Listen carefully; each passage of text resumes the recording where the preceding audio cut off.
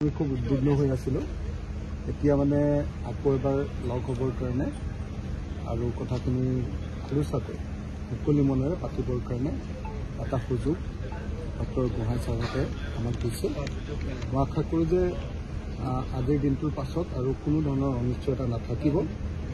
যদি আমি সঁচাকৈ বিজেপিক হৰুৱাব খোজোঁ তেতিয়াহ'লে একলগ হ'বই লাগিব আৰু একলগ হোৱাটো এতিয়া সময়ৰ আহ্বান।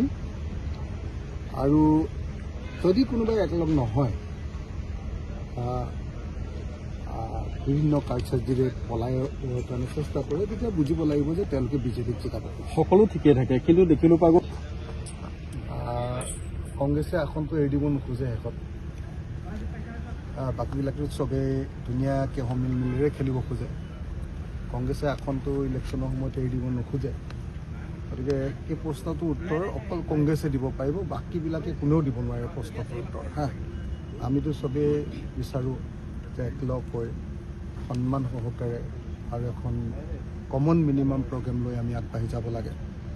দুটা বস্তু, ইলেকশ্যনৰ পাছত যাতে আমি অসমৰ মান সন্মান ৰক্ষা কৰিব পাৰোঁ, দিল্লীয়ে যাতে আমাক কোনো জাপি দিব নোৱাৰে চৰকাৰ যদি আমাৰ হয়। তাৰ কাৰণে এখন কমন মিনিমাম প্ৰগ্ৰেম লাগে আৰু সকলোকে সন্মানজনকভাৱে আসনৰ ভাগ বতৰা দিব। ৰাইজৰ দলৰ স্থিতি কেনেকুৱা হ'ব আসনৰ ক্ষেত্ৰত?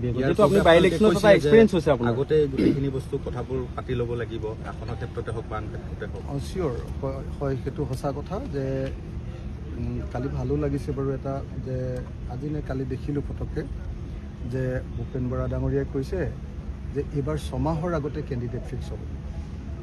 আমিতো কৈ আছোঁ যে কোন দলে ক'ত খেলিব সেইটোতো মাৰ্চ মাহৰ ভিতৰতে হ'লে বেছি ভাল। সেইটো আকৌ আপোনালোকে চৰ্ত বুলি উলিয়াই দি আকৌ কাজিয়া লগাব খোজে আমাৰ মাজত।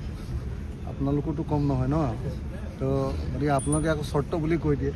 আমি ভালকৈ যেতিয়া কওঁ কথাটো যে এনেকৈ কৰিলে আমাৰ ভাল হ'ব, তেতিয়া আমি বিজেপিক হৰুৱাবলৈ বেছি ভাল হ'ব। আপোনালোকে কয় যে এই অখিল গগৈয়ে চৰ্ত দিলে। চৰ্তটোতো নহয়। বিজেপিক যদি সঁচাকৈ হৰুৱাব লাগে, আপোনালোকৰ কাৰণেও লাগে ন। আপোনালোকৰ স্বাধীনতা কম হৈছে ন আগতকৈ। আপোনালোকৰ কিমান কষ্টত আছে, আপোনালোকৰ মালিকো কষ্টত আছে, আপোনালোকো কষ্টত আছে, আমিও কষ্টত আছোঁ, খেতিয়কো কষ্টত আছে। বিজেপি অহাৰ পাছত চব বনোৱাবিলাকো কষ্টত আছে, ব্যৱসায়ীবিলাকো কষ্টত আছে। সাংঘাতিক ধৰণৰ অৱস্থা বেয়া চবৰে। অসমত অনবৰতে আৰু হিন্দু মুছলমান কিমান শুনি থাকিব। গোটেই দেশৰ সম্পদ গোটেই বাহিৰৰ কোম্পানীবিলাকক দি দিছে, সেইটো কোনে মানি থাকিব কওক। সেইকাৰণে আমি বিজেপিক সঁচাকৈ অসমৰ পৰা খেদিব লাগে, অসমত পৰাভূত কৰিব লাগে। আৰু পৰাভূত কৰিবলৈ হ'লে আমি অলপ আগতীয়াকৈ ষ্ট্ৰেটেজি তৈয়াৰ কৰিব পাৰিব লাগিব। আৰু আগতীয়াকৈ ষ্ট্ৰেটেজি তৈয়াৰ কৰিবলৈ হ'লে আগতীয়াকৈ কথাবিলাক পাতি লৈ ঠিক ঠাক কৰিব লাগিব। সেই কথাটো যেতিয়া মই মনৰ ভাৱটো ব্যক্ত কৰোঁ, আপোনালোকে একদম হাল্লা লগাই দিয়ে। এইবাৰ অখিল গগৈয়ে নতুন চৰ্ত দিলে, এনেকৈ বুলি চিঞৰ বাখৰ লগাই দিয়ে আৰু তাৰপিছত আৰু আমাৰ ভিতৰতে আকৌ কাজিয়া এটা হয়। এইবাৰ আপোনালোকে চৰ্ত বুলি নক'ব দেই। আপোনালোকে কোৱাৰ কাৰণে কৈছোঁ যে আমি মাৰ্চ মাহৰ ভিতৰত যদি সঁচাকৈ কোনে ক'ত খেলিব, কোনটো দলে ক'ত খেলিব, সেই কথাটো যদি ঠিক কৰি ল'ব পাৰোঁ আৰু আমাৰ সেই কথাটো যদি ঠিক কৰি ল'ব পাৰোঁ আৰু কমন মিনিমাম প্ৰগ্ৰেমখন বাৰু হৈ থাকিব, আমি কথা বতৰা পাতি ল'ম। আমাৰ মাজত বুজাবুজি আছে, বেছিভাগ ইছ্যুতে আমাৰ অমিল আছে, সেইটো হৈ যাব। খালি আসনক লৈহে অকণমান সংঘাতটো লাগে। ইলেকশ্যনৰ সময়ত কংগ্ৰেছৰ সেইটোৱে অকণমান আকলোৱা ভাৱটো বেছি হৈ যায়, অকলকে লাগি যায়। এইটোতে গণ্ডগোলটো লাগি যায় ন। আৰু আমাৰ কাৰণে বহুত মানে বেয়া লাগে কি 4বাৰ ঠগ খাই গ'লোঁ। 4বাৰ